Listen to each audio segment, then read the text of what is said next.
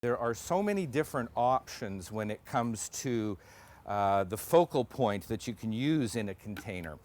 And I'm going to give you a couple of different examples. What I've just shown you is Carex buchanii. This is an incredible grass. This is the true color of it. It retains this color throughout the entire season. Makes for a really nice backdrop against just about any color, actually.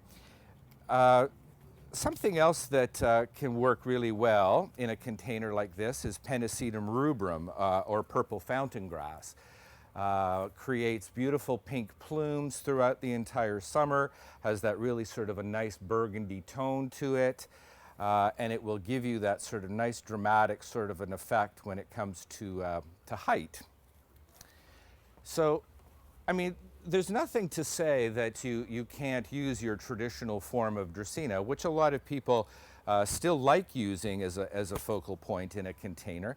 But like I say, I think that there's so many different things that you can incorporate now other than just the Dracaena. So here we've got Cypress goldcrest, lovely little shrub that has an incredible lemon scent to it.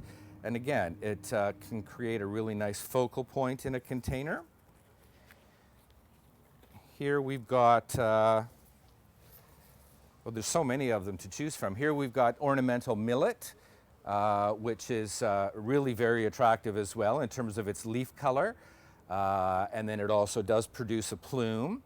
And that acts as a really nice sort of focal point also. Let's see, here we've got Eugenia.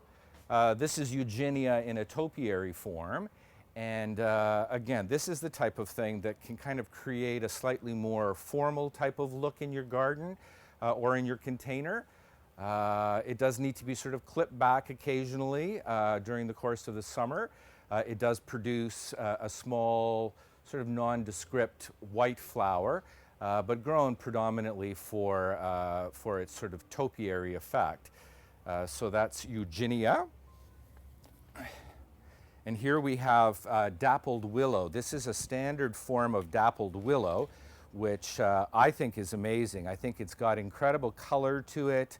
The new growth sort of comes out with a pinkish tinge to it, turning to a slightly deeper green as the leaves age.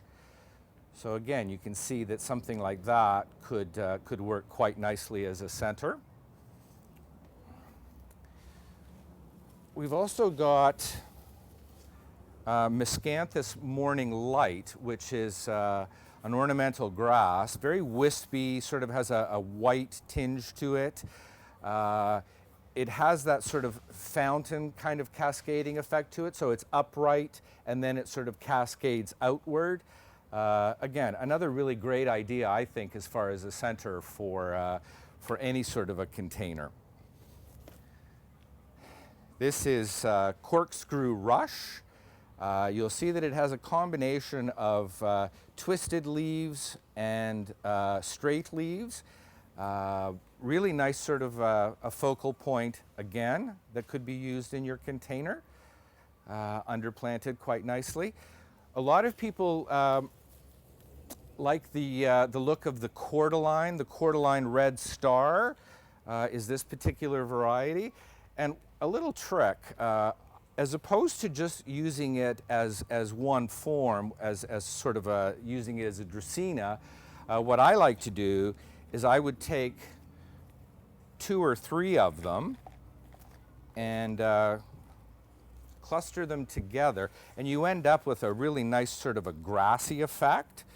So if I did something like that, broke it up a little bit,